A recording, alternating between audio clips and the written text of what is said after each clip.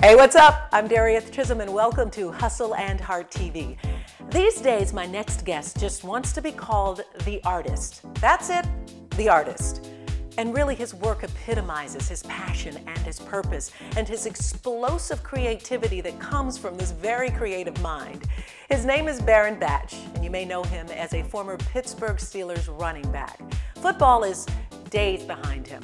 What fills his hands now are paintbrushes and pencils, and this form of art that he calls Pop X, very creative, very unique. I sat down with him in his creative space, Studio AM, that he collaborates with others in, other artists, other designers. And we talked more than football. In fact, we spent a lot of time talking about the art of business and the business of art. This man really knows how to hustle, and this is going to be one episode that you'll really enjoy.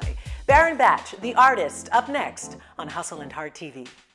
You're watching Hustle and Heart TV, a video podcast show that spotlights expert advice from top money earners, successful entrepreneurs, superstar network marketers, and leading authorities in business and marketing.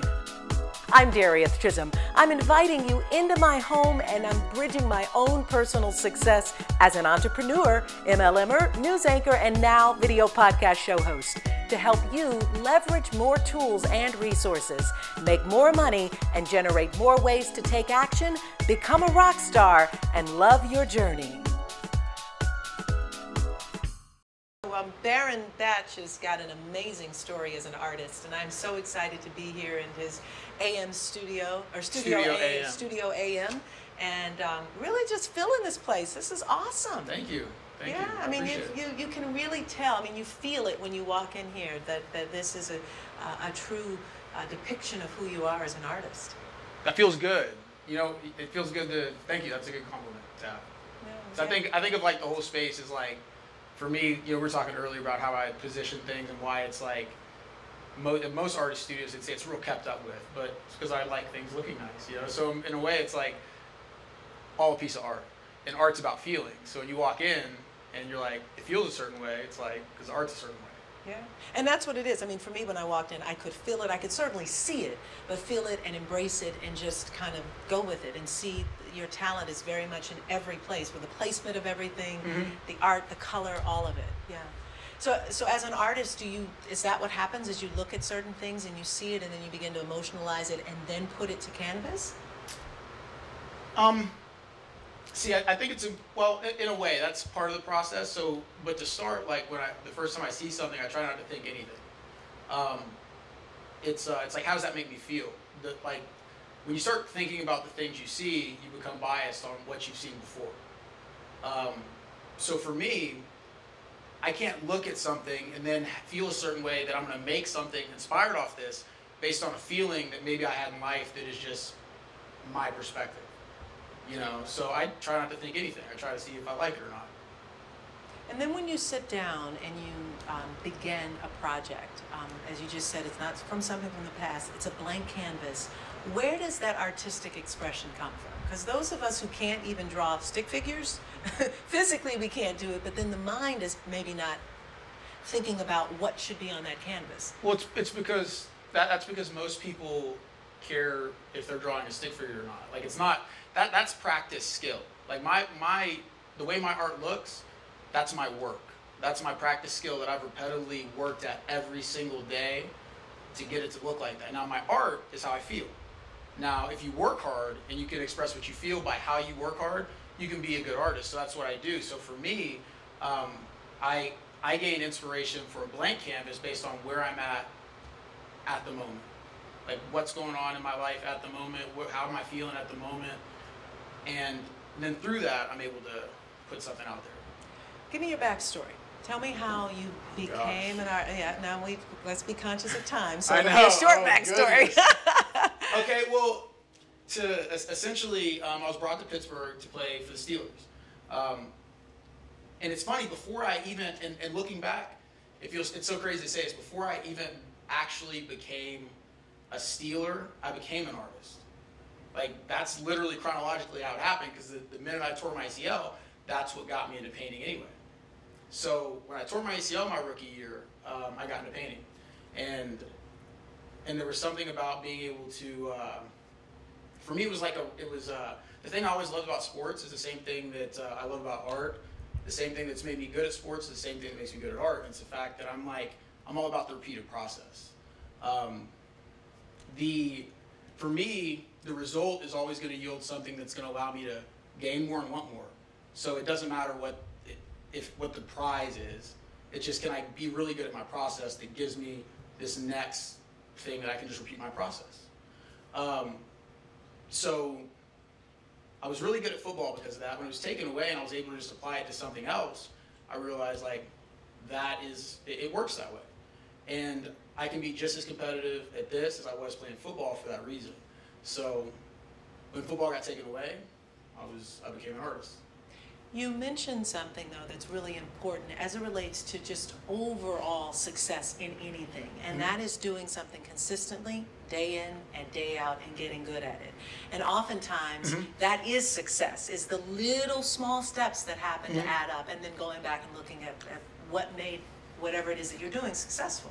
Yeah, absolutely. And I would say that everybody repeats the process anyway.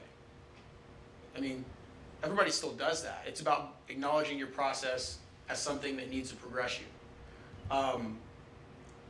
Everybody has their own process that they do. A lot of times it's just detrimental. So, in that, art takes a tremendous amount of discipline to have a good progression. For artists or up-and-coming artists that are watching, or people who are in some form of creative industry, and who are listening and watching and saying to themselves, yeah, I get that, I understand, it's those steps. It clearly is also about more than just that. It's about perhaps allowing your work to be seen and not caring about judgment, not caring about whether... See, this is two halves of the conversation. See, what we're talking about now is how do you make good art? There's a way to sell good art. Those are two separate things. You can't just think that, I'm doing these things, I'm not selling art. Well, that may be because you're not trying. Then let's break that down. Making good art, selling good art. What does it take to make good art? To make good art, it's about feeling. It's about being able to express yourself and be confident in that. And when it's about confidence. Art is about confidence. Success is about confidence. The more confident I got in my work as I progressed, the more I just said no and progressed. People don't get that you have to say no to progress. It's not the other way around. If you say yes, you're heading directionally somewhere. Doesn't mean you're progressing. Saying no, you know what you won't do, and then you move on. So for me, working that way has allowed me to just be no, I'm valuable. No, I'm valuable. When I see an opportunity, I take the opportunity that allows me to do that again. And that's how I work. And then we talked about obviously making good art, selling good art. What does that take? Selling good art is, you have to understand people. You have to understand yourself very well, because you have to be able to explain what that piece actually is. And if it's real and you can actually explain that, how can someone not help but like it?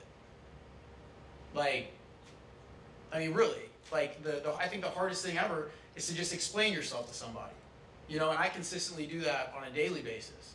So for me, if you can explain yourself and your product's good, why shouldn't you sell it? It's a good point. We've got a lot that we can cover as it relates to the business of art and the art of business, and taking particular steps to becoming a successful artist. And I know I want to dive more into that in the next segment.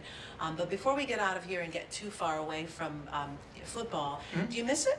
Not at all. No? It's like asking, at this point, that's such an interesting question. And it's not even that I'll explain it more than do I just miss it? It's like me asking you, once you really love who you are right now, well, could you give me a perspective from that other person that I've never lived before? It's I've drawn all of the good things that I had from that period in life that gave me like toughness, responsibility, endurance, all these things that are actual things that you just apply to something else. I took it from it, but the football part was just a shell. I got what was inside, so the shell can stay there. And now I'm an artist and I'm using all these things. So when I say, do I miss it? It's like, I can't miss what I still am. Like, I just took the good part out of life. So for me, it's like, do I miss it? No, that would be like me not liking myself. I fucking love me. Like, I love myself a lot. And I think it starts with that, you know, so. Does that make sense? Yep, it makes absolute sense. Thanks. One of the things I know is that you are a hustler at heart, and you understand what it means to hustle and be in business. And so Darren's got some pretty interesting perspectives on that. We certainly need to talk a whole lot more about the art of business and the business of art. So we're going to dive into that and a lot more when we come back. Stay with us. Are you interested in learning more about podcasting and video podcasting and how you can build your brand, influence, and income through podcasting? I'd be happy to help. In fact, you can schedule a complimentary discovery session with me. Really simple. Just go to podcastingandyou.com. Leave me your name and your email. You might want to check out one of my upcoming trainings as well, or simply send me an email at info@DariethChisolm.com, and we'll get some time scheduled to discover how podcasting can help you grow your business and your brand. Bad things happen to good people. Accidents, serious injuries, or even death. When they do, families call Frank Walker Law, where we fight to get you the compensation you deserve. Hard-hitting representation when you need it the most. A real law firm getting real results. Are you looking for a career that pays great money, working with a fun group of people? I know, sounds too good to be true, right? Hi, I'm Troy Miles of the Miles Group. We will train you, help you get your license, even supply leads. No cold calling. I've been here 2 years and earned 6 figures this year. I love my job. I love the freedom and being my own boss. If you would like to work among friends, have a great time, and make good money, call us. Find out more at tmilesgroup.com. Are you looking for a way to advertise your business, product, or service? Why not do it here on Hustle and Heart TV? We'd be happy to send you our media kit for show sponsorship and advertising. Reach out to us at info@DariethChisolm.com or give us a call at 412-692-1600 and we'll send you a media kit with all the information. Hello, I'm Dr. Shelley Hibsky, the president of Inspiring Lives LLC and a professor at Robert Morris University. And you're watching Hustle and Heart TV. That even when I take paint off my jeans, I'm doing it for a reason. Really? What's the reason that you take the paint off? To make them look better. So you start with paint on it, these are just work jeans. You pull it off and well, they're work jeans. Like when I paint, I'll use like a palette knife and I'll like wipe my brush or whatever. It's just, that's why artists are messy. It's the fastest way of, you're not gonna like not get dirty when you're painting. So like, it just got to the point where I'm always working, so I'm always wearing this. And like, but even when I take off the paint, like I said before, how it's like a practice thing. Like these are my work jeans. Most people just have work jeans that they take off. Like these are work jeans that keep me working. Yeah, yeah, and you know what? Since we're talking about work and we're talking about this beautiful studio and the space that you're in, let's talk a little bit about the use of the word free, because that's branded on just about everything around here and all of your work. But it means a lot for you. I mean, it does, but I think that what's more important is that it means a lot to everybody. And I think that's a valuable thing to approach and do as an artist, or just in general business. Let's take it from just that, but to business, to make something that is relatable to everybody. That's a principle of business. That's where you can find something that, as long as you have a product that you can monetize it and you have your own niche market.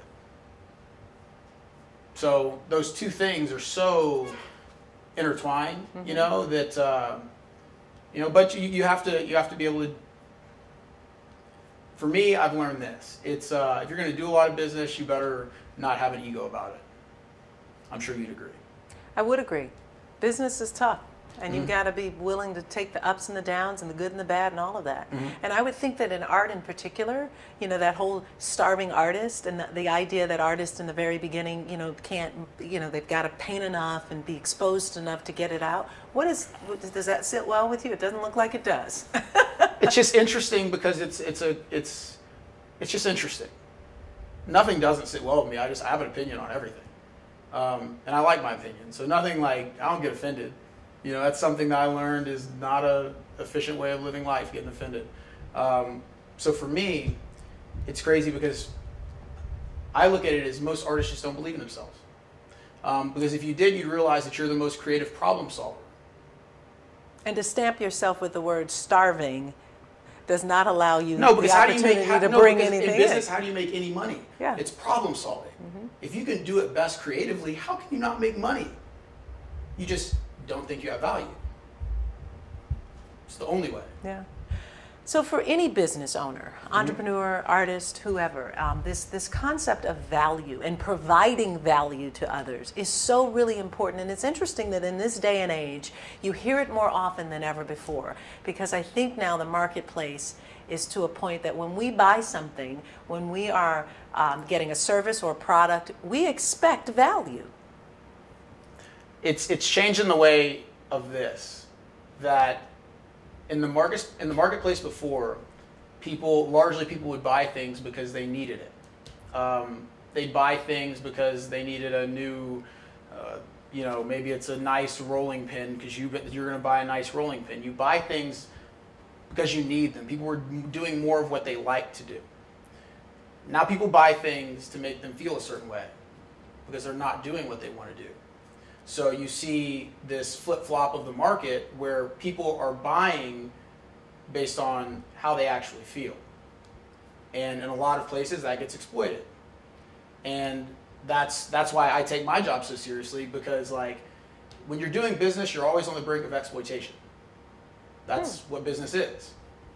Explain that. You're exploiting the fact that you know you have something that someone will buy. So you know how they're going to come to you, wanting something. At that point, you can exploit someone, or you could sell them something that's an actual product. That's interesting. That's an interesting way to look at that. That's a very interesting way to look at that. Hustle. Name of my show. I love it. I'm all about, and if you're in business, you got to hustle. Without a doubt. I know that it happens to be a favorite word of yours. So what define that for us? What's hustle for you? It's changed. I think that's the thing, is hustle should evolve. For me, my hustle changes daily. But I think ultimately hustle is not an action as much as it is like how you see yourself working. How else can you say that you hustle? You know, I see myself working a certain way from an unbiased point of view. I'm like, no, I'm doing this and this and this right. I need to fix this. Like, that's why doing business, like, an ego is dangerous, because it gives you one perspective. That's a crazy thing to have when you're doing business. Like, that's a very deadly thing to have, detrimental, like, to a business. Having your perspective and not thinking that, like, it could be wrong. So for me, I see hustle as, how do you see yourself working? And the way I see myself working is hustling. So for me, it's like, I say hustle because I'm hustling. Like my hustle is just, there's this board over here and it has everything up here for March, and it's like, it's crazy. But that's because people just don't understand how I work. Right. A lot of times hustling is figuring out how you work best. You can't hustle till you know how you work best. You're just working then. Hustling is like, I just fixed that problem. Didn't even happen yet, but I did it better, I fixed it, and I'm already 2 steps ahead. Sometimes it's about anticipating where you're going and being prepared to hustle into it. Or creating where you're going. Yeah, or creating. You can get in that position.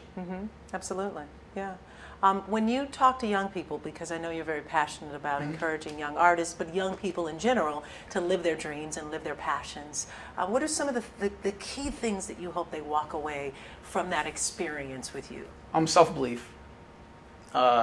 I think that goes far. Self-belief allows you just to try a second time, at the same thing. So if you don't believe in yourself, you don't believe in yourself. That actually carries over, believe it or not. So self-belief, really important.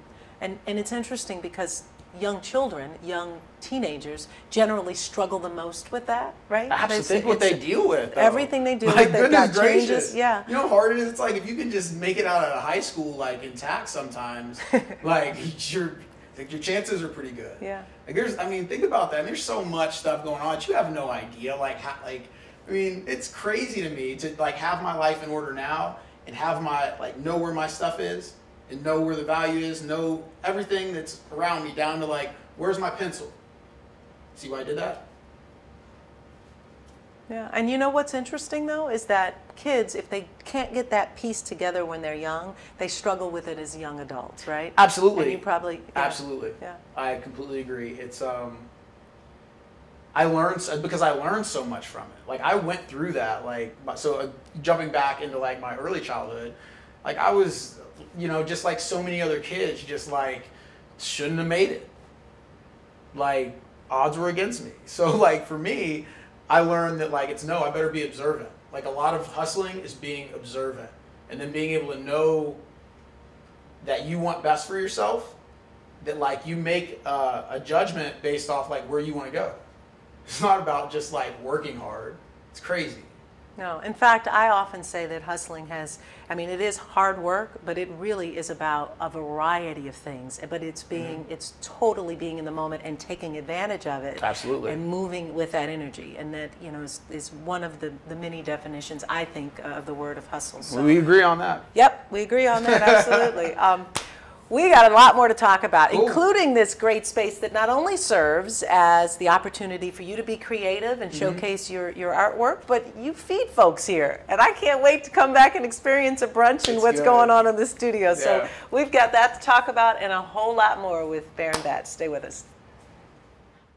So what steps have you taken lately to take your business to a whole nother level? Or are you stuck or stalled? I'd love to hear from you. So send me an email at info@DariethChisolm.com, or you can like me on Facebook at Darieth Chisolm or on Twitter at Darieth Chisolm and share your journey. Ask me a question, give me a topic or two, or a potential show guest. Looking forward to hearing from you. This is not a hotel. It's an idea that travel should be brilliant. Because it's not only about where you're staying, it's about where you're going. The promise of spaces far beyond your imagination. We're here to advance the art of hosting so you can make the most of your journey. Pittsburgh Marriott City Center. Travel brilliantly. Hey, it's Tam Michelle with Tie the Knot Tuesday here at the Pittsburgh Marriott City Center, where we take care of all of your event and meeting needs brilliantly. So today we're going to talk about personalizing your wedding cake with a cake topper. There are so many different options out there, whether it's 2 turtle doves, Mr. and Mrs., a blingy monogram. There is something that is personalized to you or represents you, and you should add it to your cake. For your wedding and event needs, like us on Facebook at the Pittsburgh Marriott City Center and call us at 412-918-1373 and ask for me, Tam Michelle. Keep smiling. Hello, I'm Bob Cresson, CEO of Empire Investigations. I'm a spy. I will see you on the next show of Hustle and Heart TV with Darieth Chisolm. And to be able to just literally see an idea, explain it, the fact that I'll just change street art from my elephant design to a pencil, because a pencil is a better way of doing it. It says more. Maybe I'll change it to a paintbrush. Maybe I'll change it, my mind again. But every time I do that, this would change on my art. So all that is to me is just like me being okay with just changing myself and the way I work to get the best idea at the time. But that is evolution, and that's what happens in life. If you're not always evolving and thinking about what's the next thing, that's it. And so, you know, in a split second, there was something that came to mind based on that, and then all of a sudden, it's most people don't understand that when you see a big idea, usually it's because you can do it. You have all the parts, and they're scared. Like I'm dead serious. I mean, I imagined I'd do this a million times. Every time I thought about what I wanted to do, I saw myself here. What feels cool is to be like, I got there. Like, for that with me. Everybody has that thing for them. Everybody has it. Yeah. It's vision. And without it, I mean, and I hate to quote that, but without it, the people will perish. I mean, when it's seriously, that is about the business person will not succeed without vision, right? When you think about it, yeah. It depends where you're at in a business. Now, if you're running the business and you started the business and you're progressing the business, you're in that visionary role. Yes, that is the case. But I mean, if you're just working for a business, sometimes there's nothing wrong with doing that. And I always want to explain this to people. There's nothing wrong with having a job that you work hard at. Just understand that, like, if that job is like a cultivating time in your life at that period, or is there things that like are making you that your qualities are being grown in that? You know, like there's nothing wrong with working a job. Like I worked a job. And I started working before most people work. Most people don't understand that as an athlete. Like my second goal, besides my first was being an artist, and my teacher was like, well, pick something realistic. I said a football player. Then she said, pick something realistic. And I was like, nah, like I'm good. Like I think I can do that. So for me, the day I decided that, see, I was in like survival mode my whole upbringing, because I always just wanted a better life for myself. Most people, it's a valuable thing to know what that's like. Like to be in a position where you're like, I really do want better. So I got to live that way, you know, and I realized that that's something that separates a lot of people. They just don't want better for themselves, you know, and when you do, it's easy to progress, it's easy to work. So I totally got off subject of the question. Well, but it brings up something else, and that is that you are either working towards something or you're moving away from something, but it is being in motion is where I think of it like this. You're always still and life's going.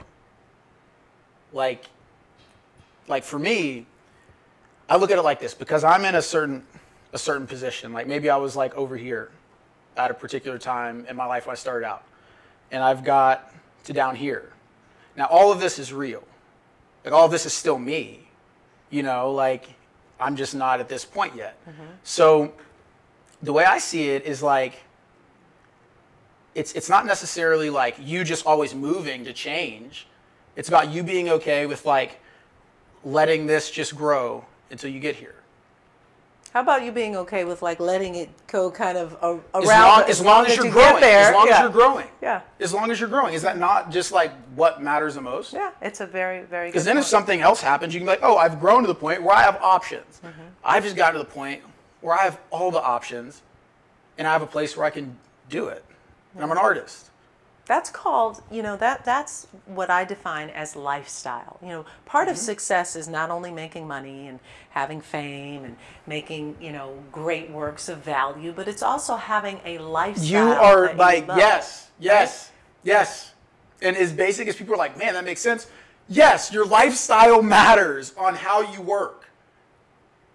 Like, I don't want to like laugh, but like, that's just how it is. Yeah. Like no one can just be like, no, it's not. Yes, it is.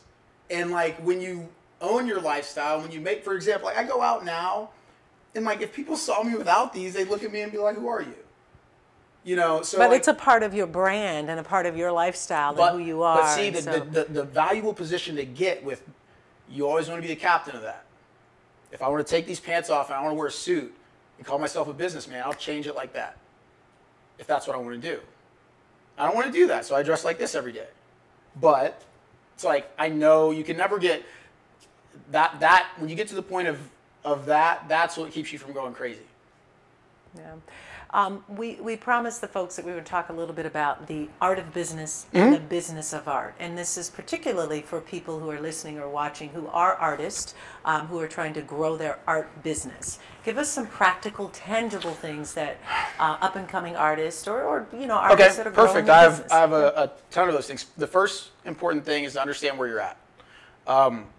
In business, in art. I think of my immediate vicinity as that's my, with everything I do as an artist, that's my demographic I'm working with, because you're your own business. So the things you make, the people who get it, if they're in your vicinity, you need to understand your area.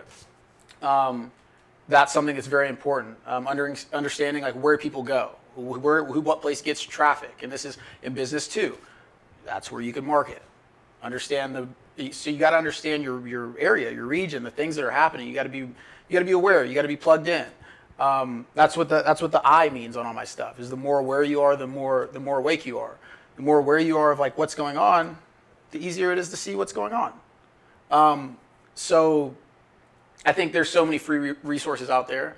Like Twitter, Instagram, Facebook, like the things that literally we have just as my age, we've grown up and we've become lazy because we've had them.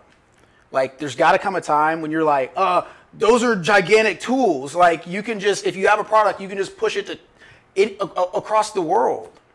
Like you shouldn't just use it to like burn time when you actually should be working at work. Like there's leverage technology. Yes, to promote like yourself. yes, like it's available. I mean, think if Warhol had Instagram or Twitter, he wouldn't have used it. Yeah. This dude had to make time capsules. He made time capsules of his life. Seriously, because this is who he knew he was. When you become a certain type of person, you're like, everything that I touch, man, that's going to be something that someone's going to want. Like you want to save it all. So like for me, I'm like, if Warhol had Twitter and Instagram, who you know what I mean? Like who knows what and he did that off like the way he worked, and he's still there. For me, I'm like, I'm working there and I have all these tools. So basically, people should be thinking about legacy. Like if you're going to do something, be creating something that's here long after you're gone. That's the only, yes, absolutely. That's the only way. Well, art is very much that. That's anyway. the only way you can judge yourself. Yeah. But art is very much that way. Absolutely. I mean, you create it one time and it can be here forever for people to enjoy. And that's pretty powerful. I mean, when you think about that as an artist, that's some good stuff. I mean, this video podcast might be on the internet for a very long time, so that's the creation of that. But in your case, you're creating art that's going to live and breathe for years to come. That's got to be an incredible experience. How are you loving your journey right now? Are you loving your journey right now? I'll give you the perfect example. You have to be able to slow time down. For me, when we started, I said maybe I'd change this pencil. All right? I was actually just working. I was enjoying the moment before working, put a pencil behind my ear. You were like, oh, what's that? Is that? And I was like, oh, pencil. And I was like, oh, I'm going to change my street art. See, enjoying the moment allows you to plan the next one. That's a very good point. Being in the moment, being present, enjoying where you are, enjoying and loving that part. Mm-hmm. How can you, I mean, really, how else could you plan the next one if you don't know what you actually like in the moment? Right. If you didn't even experience it, because some of us are so busy, we're blowing past every moment, trying to think about what's ahead of us, and we're not experiencing and loving what's in place now. We unfortunately have got a wrap, which I hate to do, but don't listen. When I say that, I always say to myself, like, that doesn't mean you turn off this podcast, because I'm asking what I think are my two favorite questions that I ask all guests. Don't turn the podcast off. Yeah. No, they're not going to. Isn't that cool, though? Yeah, I did that. To be like, no, no one's going to turn this off. Don't turn it off. Don't turn it off. We could have some really cool stuff for you, but we do. And that is, I want you to leave our viewers and our listeners with two things, and that is a hustle tip. Something around hustle, and a heart tip. Something around loving where you are, loving what you're doing. Hustle for your heart. A hustle tip. Hustle. Okay. And then so this is what I'd say, in my opinion on that. I'd say, hustle and hustle like behind your heart. Let your heart be like what's like pulling you towards something. So like hustle to like validate your heart's like direction. But be smart and use your mind when you see that it's something that doesn't work at the particular time at where you're at in the moment. Love that. All right. Thanks so much. Awesome. Appreciate it. Good stuff. Thank you. Studio AM serves as more than just a creative space where artists and designers get together and collaborate. They also serve brunch there. In fact, hundreds of people turn out to experience a great meal and great art. Baron, the artist, thank you so much for allowing me into your space. I truly enjoyed the time that we spent together. If you're watching this on YouTube, let me please encourage you to subscribe to my channel and get all of your episodes via YouTube. Also, if you are a Stitcher radio listener or iTunes subscriber, it would be fantastic if you would rate and review this episode along with several other episodes that are available for you on those podcast directories. We've got more Hustle and Heart for you just after this. Maybe your manuscript has been rejected for the 10th time. Maybe you're already published, but sales are almost non-existent. The defeated feeling is the same. It's time to get it done right. Rochelle Carter, the author of The 7-Step Guide to Entrepreneurship, has the answers that will turn your career around. Rochelle leads you through the powerful 7 steps, guiding you as you become a successful author and entrepreneur. Build your writing talents into a business, a platform that can sell you and everything you write, giving you what every writer wants, a continuing money flow. Rochelle Carter shares the tried and true, as well as the new, most effective, smart, and affordable steps to plan your publication and sell more books. To be a successful professional writer, the 7-Step Guide to Entrepreneurship is a must-read, a guide you will return to time and time again.